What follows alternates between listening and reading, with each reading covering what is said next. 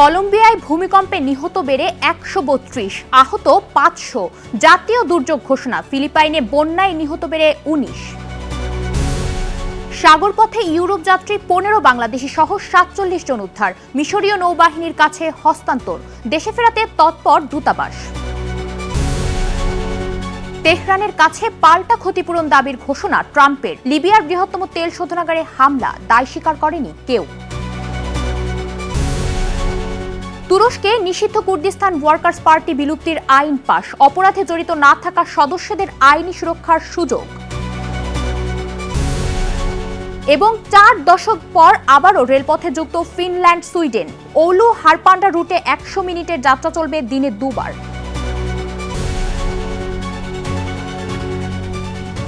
বিশ্বজুড়ে ঘটে যাওয়া দিনের গুরুত্বপূর্ণ ঘটনাবলী নিয়ে আরটিভির নিয়মিত আয়োজন সারাদিনের বিশ্ব।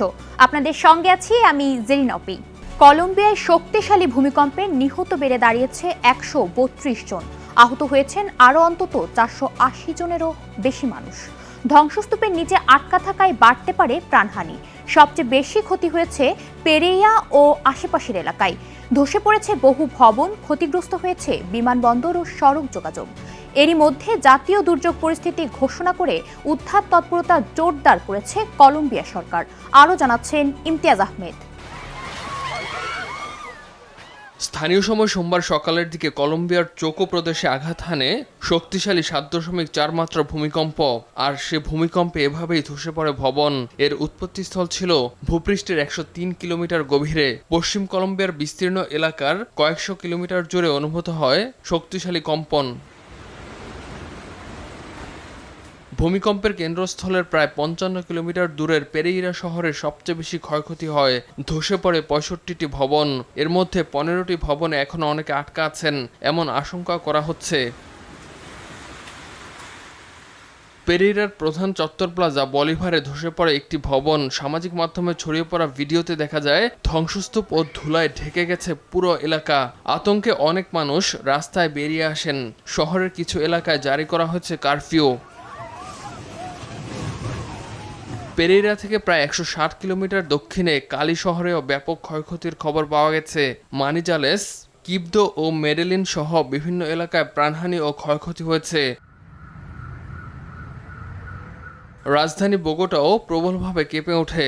বিভিন্ন ভবনে ফাটলের খবর পাওয়া গেলেও বড় ধরনের অবকাঠামোগত ক্ষতির খবর মেলেনি সেখানে। কম্পন অনুভূত হচ্ছে প্রতিবেশী দেশ ভেনিজুয়েলা, ইকুয়েডর ও পানামাতেও। ক্ষয়ক্ষতি হচ্ছে পেরেইরা, মানিজালেস, কিবদো সহ কয়েকটি আঞ্চলিক বিমানবন্দর। দেশ জুড়ে ক্ষতিগ্রস্ত হয়েছে ১৫০০টিরও বেশি বাড়ি। উদ্ধার কাজে জরুরি ক্ষমতা বাড়িয়ে জাতীয় দুর্যোগ পরিস্থিতি ঘোষণা করেছেন দেশটির প্রেসিডেন্ট। এদিকে ধ্বংসস্তূপে আটকা পড়াদের উদ্ধারে চলছে জোর তৎপরতা। সহায়তার প্রস্তাব দিয়েছে যুক্তরাষ্ট্র, ইউরোপীয় ইউনিয়ন ও এল সালভাদর।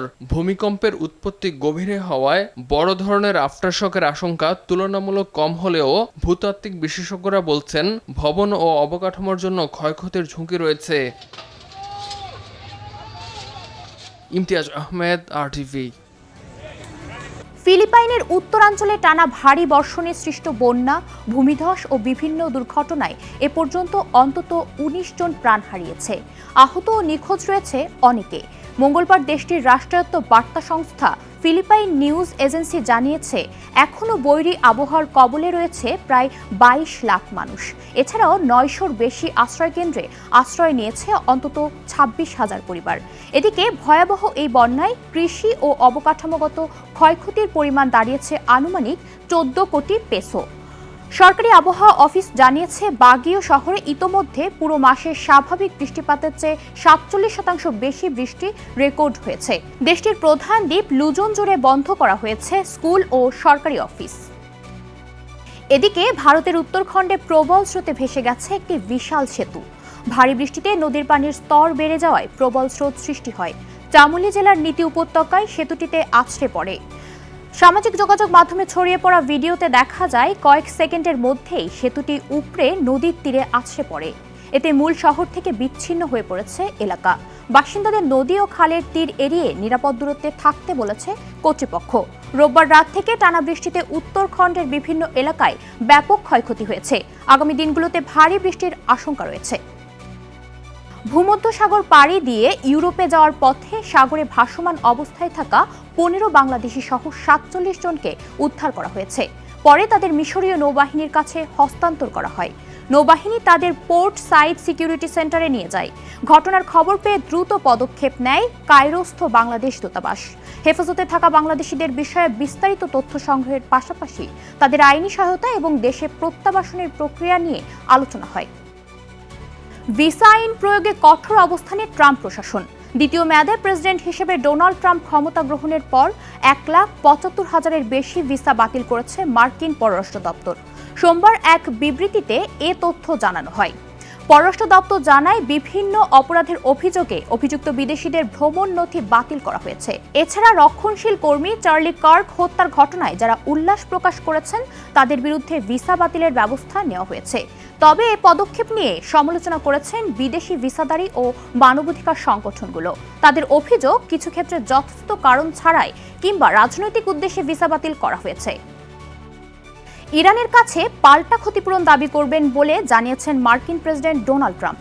কয়েক মাসের যুদ্ধে যুক্তরাষ্ট্র ও ইসরায়েলি হামলায় ক্ষয়ক্ষতির জন্য তেহরান ক্ষতিপূরণ দাবি করার পরই পাল্টা এ ঘোষণা দেন তিনি। ট্রুথ সোশ্যালে ট্রাম্প বলেন, ইরানের আগে কোনো আলোচনা বা বৈঠকে এমন দাবি তোলেনি।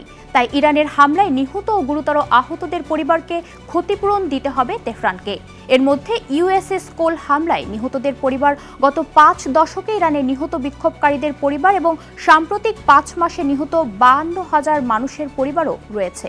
ভবিষ্যৎ আলোচনায় এ ধরনের দাবি অন্তর্ভুক্ত করতে প্রতিনিধিদের নির্দেশ দিয়েছেন ট্রাম্প। লিবিয়ার সবচেয়ে বড় সচল তেল শোধনাগার জাউইয়া অয়েল রিফাইনিং কোম্পানিতে ড্রোন হামলায় ভয়াবহ অগ্নিকাণ্ডের ঘটনা ঘটেছে। তবে এতে গুরুতর হতাহতের কোনো ঘটনা ঘটেনি বলে মঙ্গলবার এক বিবৃতিতে জানিয়েছে লিবিয়ার অ্যাম্বুলেন্স ও জরুরি সেবা সংস্থা। এর আগে দেশটির ন্যাশনাল অয়েল কর্পোরেশন এনওসি এক বিবৃতিতে জানায়, শোধনাগারটি 12 লাখ গ্যালন পেট্রোল ভর্তি একটি ট্যাঙ্কে হামলার পর আগুন ছড়িয়ে পড়ে। হামলার পর ওই এলাকায় সর্বোচ্চ জরুরি অবস্থা ঘোষণা করে কোম্পানিটি। অন্যদিকে দেশটির জাতীয় তেল কোম্পানি সতর্ক করে জানিয়েছে, এ ধরনের হামলা অব্যাহত থাকলে শোধনাগারের কার্যক্রম পুরোপুরি বন্ধ করতে বাধ্য হবে তারা। তবে তাৎক্ষণিকভাবে হামলার দায় স্বীকার করেনি কোনো গোষ্ঠী। দীর্ঘদিনের সংঘাত অবসানের পথে বড় পদক্ষেপ নিয়েছে তুরস্ক। দেশটির পার্লামেন্টে নিষিদ্ধ কুর্দিস্তান ওয়ার্কার্স পার্টি বা পিকেকে বিলুপ্তির আইনি কাঠামো গঠনের একটি আইন পাশ হয়েছে। 600 আসনের পার্লামেন্টে 468 ভোটে আইনটি অনুমোদিত হয়। এতে নির্দিষ্ট অপরাধে জড়িত নয় এমন সাবেক পিকেকে সদস্যদের আইনি সুরক্ষা দেওয়ার সুযোগ রাখা হয়েছে। পাশাপাশি পিকেকের সদস্য পদে দণ্ডিত কিছু ব্যক্তির কারাদণ্ড স্থগিত করে সমাজে পুনর্বাসনের পথও তৈরি হবে এই আইনে। তুরস্কে পিকেকে 1984 সালে সশস্ত্র আন্দোলন শুরু করে। 4 দশকের বেশি সময়ের সংঘাতে 40,000-এরও বেশি মানুষ নিহত হয়েছেন। এবার সেই প্রক্রিয়াকে আইনি ভিত্তি দিল তুরস্কের পার্লামেন্ট। তবে কুর্দিদের রাজনৈতিক ও সাংস্কৃতিক অধিকার সহ আরও কিছু দাবি এখনও অমীমাংসিত রয়েছে। প্রায় 40 বছর পর আবারও রেলপথে যুক্ত হল ফিনল্যান্ড ও সুইডেন। সোমবার ফিনল্যান্ডের ওউলু শহর থেকে নতুন যাত্রীবাহী ট্রেন সুইডেনের হারাপান্ডার উদ্দেশ্যে যাত্রা শুরু করে। 100 মিনিটের যাত্রা দিয়ে দুবার পরিচালিত হবে। সীমান্ত পেরিয়ে ট্রেনটি হারাপান্ডা স্টেশনে পৌঁছালে ফিনিশ ও সুইডিশ পতাকা হাতে উৎসবমুখর পরিবেশে স্বাগত জানানো হয়। 1980-এর দশকের শেষ দিকে যাত্রী সংকট ও দুই দেশের রেলপথের প্রযুক্তিগত পার্থক্যের কারণে এ সংযোগ বন্ধ হয়ে যায়। নতুন সেবা চালুর ফলে এখন পর্তুগালের অলগার্ভ থেকে ফিনল্যান্ডের কেরালি পর্যন্ত প্রায় 5,000 কিলোমিটার রেলপথে ভ্রমণের সুযোগ তৈরি হয়েছে। এছাড়া হেলসিঙ্কি থেকে স্টকহোমেও প্রায় 24 ঘন্টা ট্রেনে যাওয়া সম্ভব হবে। কানাডায় শিশু সিট বেল্ট পরতে অস্বীকৃতি জানানোয় একটি ফ্লাইট বাতিলের ঘটনায় বিমানে শিশুদের নিরাপত্তা ও অভিভাবকদের দায়িত্ব নিয়ে বিতর্ক শুরু হয়েছে। 6 আগস্ট ভিক্টোরিয়া থেকে টরেন্টোগামী পোর্টাল এয়ারলাইন্সের ফ্লাইটে এক শিশু সিটে দাঁড়িয়ে সিট বেল্ট পরতে অস্বীকৃতি জানায়। অভিভাবক ও ক্রুরা চেষ্টা করেও তাকে শান্ত করতে পারেননি। নিরাপত্তার কারণে বিমানটি টার্মিনালে ফিরিয়ে নেওয়া হয় এবং শিশু ও অভিভাবককে নামিয়ে দেওয়া হয়। এতে দেরি হয় ফ্লাইটটি আর উঠতে পারেনি। যাত্রীদের পরদিন পুনরায় বুকিং দেওয়া হয়। বিশেষজ্ঞরা বলছেন সিটবেল্ট ছাড়া শিশুটি ঝাঁকুনিতে ছিটকে গিয়ে অন্য যাত্রীদের জন্য ঝুঁকি তৈরি করতে পারে। তবে কেউ কেউ বলছেন শিশুটি ভয় পেয়েছিল বলেই এমন করেছিল। ইউরোপের সেরা গোলদাতার মুকুট আবারও ফিরল বাভারিয়ান ডেরায়, আর তার নেপথ্য নায়ক English sensation Harry Kane. Lionel মেসির পর এক মৌসুমের সর্বোচ্চ গোলের রেকর্ড করে 2025-26 মৌসুমে ইউরোপের শীর্ষ গোলদাতা হিসেবে দ্বিতীয়বারের মতো গোল্ডেন বুট জিতলেন বায়ার্ন মিউনিখের এই ইংলিশ স্ট্রাইকার। আগামী 19 আগস্ট বায়ার্ন মিউজিয়ামে জমকালো আয়োজনে তার হাতে তুলে দেওয়া হবে সোনালী বুট জোড়া। বিস্তারিত জানাচ্ছেন কাজী মাইম হাসান। গতির ঝড় আর নিখুঁত ফিনিশিংয়ে গোলের নতুন এক সংজ্ঞা লিখলেন হ্যারি কেইন। ফুটবল বিশ্বের বাঘা বাঘা সব স্ট্রাইকারকে পেছনে ফেলে দ্বিতীয়বারের মতো ইউরোপিয়ান গোল্ডেন বুট নিজের করে নিলেন বায়ার্ন মিউনিখের এই গোল মেশিন। 33 বছর বয়সে এসেও প্রতিপক্ষের রক্ষণভাগকে একাই তছনছ করেছেন এই ইংলিশ ফরওয়ার্ড। লিগে মাত্র 31 ম্যাচে করেছেন 36 গোল, ফলে টানা তৃতীয়বারের মতো জিতেছেন বুন্দেসলিগার সর্বোচ্চ গোলদাতার মুকুট। শুধু তাই নয়, ইউরোপের শীর্ষ 5 লিগের ইতিহাসে একটি ক্লাবের হয়ে দ্রুত 100 গোলের রেকর্ডও এখন শুধুই তার। তবে কেইনের আসল রূপকথা অন্য জায়গায়। গত মৌসুমে মোট 65 ম্যাচে করেছেন রেকর্ড 73 গোল ও 8 অ্যাসিস্ট। একবিংশ শতাব্দীতে যা এক মৌসুমে এটি দ্বিতীয় সর্বোচ্চ গোলের বিশ্ব রেকর্ড। 2011-12 মৌসুমে লিওনেল মেসির 82 গোলের পর এক মৌসুমে এত গোল করতে পারেনি আর কোনো ফুটবলার। পেছনে ফেলেছেন ক্রিস্টিয়ানো রোনালদোকেও। শুধু ক্লাবের জার্সিতেই নয়, থ্রি লায়ন্সদের অধিনায়ক হিসেবে আন্তর্জাতিক মঞ্চে কেইন ছিলেন অপ্রতিরোধ্য। সদ্য সমাপ্ত বিশ্বকাপে 6টি গোল করে দেশকে এনে দিয়েছেন 1966 সালের পর বিশ্বকাপের সেরা সাফল্য। ইংল্যান্ডের সর্বকালের সর্বোচ্চ গোলদাতার পাশাপাশি বিশ্বকাপ ইতিহাসেরও সবচেয়ে সফল ব্রিটিশ ফুটবলার এখন কেইন। কাজী মাহিম হাসান, RTV। আর এরই সাথে শেষ করছি সারাদিনের বিশ্ব। RTVর সাথে সংযুক্ত থাকুন, মতামত জানান RTVর সামাজিক যোগাযোগ মাধ্যমগুলোতে।